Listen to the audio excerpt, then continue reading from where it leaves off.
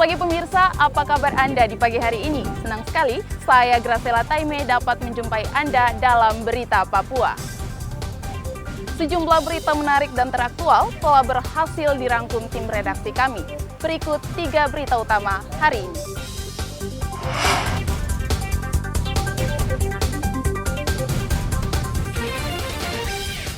Tiga pekerja bangunan di Kabupaten Puncak ditembak KKB, 1 pekerja tewas. Hari ke-7 tidak ditemukan, tim SAR hentikan pencarian pemancing yang tenggelam di Muara Amar, Timika.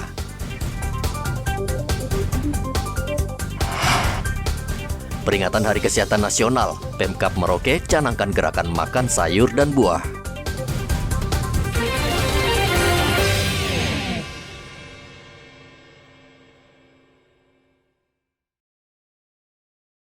Tiga orang pekerja puskesmas di distrik Beoga, Kabupaten Puncak ditembak orang tak dikenal yang diduga merupakan kelompok kriminal bersenjata. Dalam kasus tersebut, salah satu korban bernama Wahyu meninggal dunia. Saat ini kedua korban sudah dievakuasi ke RSUD Timika dan jenazah Wahyu masih berada di kamar jenazah RSUD Timika guna dilakukan visum. Sementara Ilham masih menjalani perawatan akibat luka tembak di bagian punggung. Tangan 2 korban yang berasal dari kampung Beoga, ya, distrik Beoga yang diduga dari korban penganiayaan.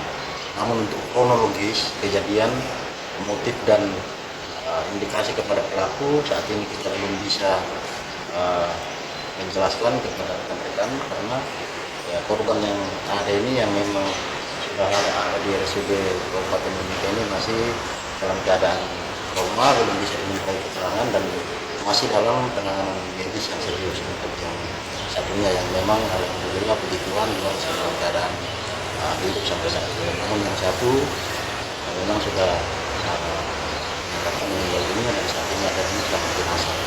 Ini informasinya bahwa kedua korban ini adalah korban pekerja dari salah satu kegiatan pekerjaan pembangunan puskesmas yang ada di distrik Beoga. Kapolda Papua Irjen Matius Fakiri mengatakan pihaknya masih melakukan pengejaran dan penyelidikan. Masuk ke Beoga ini kan butuh proses waktu, tidak semudah kayak kita di tempat lain.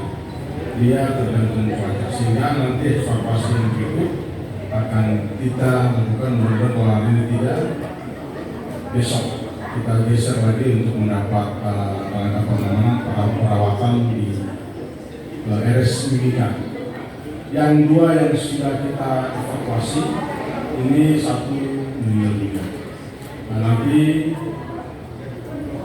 siapa korban nanti saya sudah minta kepada Pak Dirjen menyampaikan kepada rekan-rekan nanti melalui Pak Kadif Humas. Dan tentunya saya bagian meninggal cukup prihatin. Mudah-mudahan ini menjadi bagian evaluasi dari kami supaya bagaimana dalam pengamanan di wilayah itu kita bisa mengedepankan langkah-langkah yang soft sehingga di waktu sisa di penghujung tahun ini tidak lagi menambah persoalan-persoalan yang dapat membuat suasana situasi di Papua yang tidak nyaman. Sekali lagi ini kita akan segera melakukan evaluasi dan penanganan yang serius. Saya sudah memerintahkan Pak Dirkrimu nanti bekerjasama dengan Satgas Damkar untuk bisa melihat persoalan yang terjadi di Beoga. Kebetulan Dirkrimu juga wakil Satgas Damkar, jadi ini tentunya akan kita mengambil langkah cepat. Selasa kemarin 3 korban menggunakan sepeda motor hendak berangkat kerja ke kampung Julukoma, namun di perjalanan mereka dihadang kelompok bersenjata yang menembak mereka secara membabi buta. Dari Mimika, Papua, Igobat Momolin melaporkan.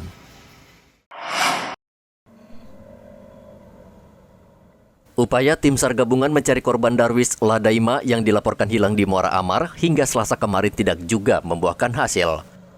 Sesuai SOP, tim SAR hanya diberikan waktu 7 hari untuk melakukan pencarian.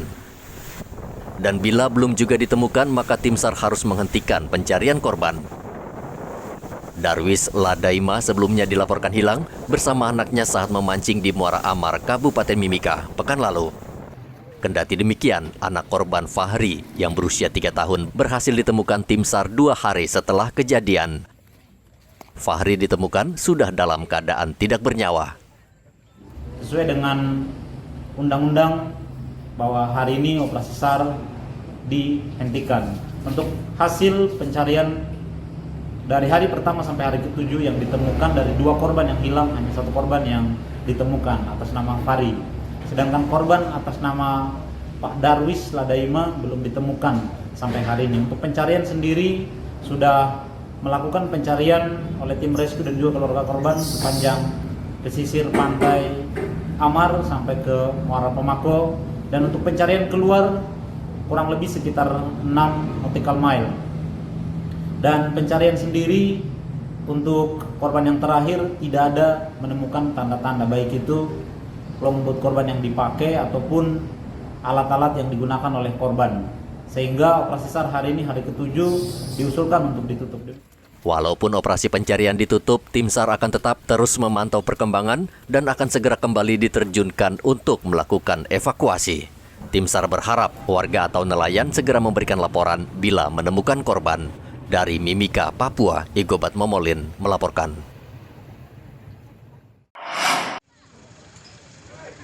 Tenaga kerja bongkar muat TKBM di Pelabuhan Yosudarso, Merauke, memprotes kehadiran buruh liar dan tidak resmi yang saat ini jumlahnya terus bertambah. TKBM resah karena buruh liar ini tidak bernaung di bawah Koperasi Buruh Pelabuhan. Kehadiran mereka juga diprotes pihak Pelni maupun sejumlah ekspedisi. Namun TKBM tidak bisa berbuat banyak karena tidak punya wewenang melakukan penertiban kecuali lembaga teknis di Pelabuhan Merauke. Yang untuk mengantisipasi TKBM liar ini itu bukan ranahnya kami. Cuma satu nama saja buruh sama-sama, tapi bukan ranah kami. Tapi Bapak mereka kan juga ikut memantau yang merupakan karyawan Bapak mereka sendiri dan bukan kan TKBM? Iya, jadi akhirnya kita kan masuk, mau diterima di bantu kerja. Jadi kalau, tapi untuk dia kenapa masuk dan tidak, kenapa itu bukan ranah kami, itu ranah KSOP. Begitu. Jadi Pelni harusnya ke KSOP ya? Ke KSOP, bukan di kita. Tapi kalau Bapak mereka melihat memang sejauh ini banyak juga yang liar itu Pak, masuk ke dalam? Ya, mau bilang liar juga tidak, cuma mereka belum ada yang koordinir ya. Mestinya kalau ada koordinir juga bagus. Karena ya pernah kami kita lebih ketua ini berencana atau punya ini untuk mereka tidak boleh masuk. Karena memang yang boleh bekerja di dalam pelabuhan itu hanya buruh TKBM.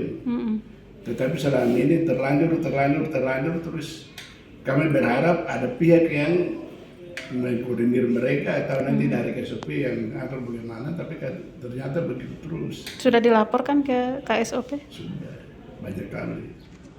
Saat ini ada puluhan buruh bongkar muat liar yang beroperasi di Pelabuhan Merauke. Mereka menetapkan tarif yang tinggi terhadap calon penumpang yang baru saja turun dari kapal penumpang milik Pelni. Muhammad Ridwan melaporkan dari Merauke, Papua. Warga Merauke yang terjangkit HIV terus bertambah.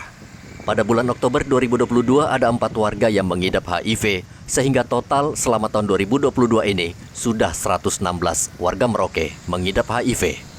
Kepala Kesehatan Reproduksi Dinas Kesehatan Merauke Inge Silvi mengatakan keempat orang yang mengidap HIV tersebut merupakan karyawan swasta dan satu lagi merupakan pekerja tempat hiburan malam. Dinas Kesehatan mencatat angka kasus HIV di Merauke saat ini cukup memprihatinkan sehingga perlu dilakukan langkah antisipasi untuk menghambat laju perkembangan HIV. Adapun penderita HIV selama bulan Oktober yaitu ada 5 orang. Terdiri dari 3 orang swasta, 1 orang petani, dan 1 orang pramuria. Yang tadi 3 orang pramuria ditemukan selama Oktober 1 orang, tapi baru. Artinya baru itu mereka yang baru datang ke Merauke, diperiksa HIV dan ditemukan atau dinyatakan HIV. Data yang ada di kami, Dinas Kesehatan, data terakhir info AIDS atau yang terpapar HIV ada sebanyak 116 orang dengan rincian Yang terbanyak itu dari swasta, ada sebanyak 28, dan yang kedua ibu rumah tangga, yaitu sebanyak 24 orang. Urutan ketiganya adalah petani, dan dari kami ada sebanyak 8 orang petani yang terkena HIV selama tahun 2022. Lalu yang keempat adalah PNS, sebanyak 6 orang. Ya, lumayan banyak juga ya PNS. Lalu urutan kelima adalah pramuria, sebanyak 3 orang. Dari data jumlah 116 warga yang mengidap HIV tersebut, karyawan swasta menempati urutan pertama, lalu ibu rumah tangga di urutan kedua. Ini memprihatinkan mengingat ibu rumah tangga merupakan korban dari pasangan atau suami yang kerap bergonta-ganti pasangan. HIV merupakan virus yang menular melalui hubungan seksual. Virus ini akan berkembang menjadi penyakit AIDS yang mematikan dan hingga saat ini belum ada obatnya. Muhammad Ridwan melaporkan dari Merauke, Papua.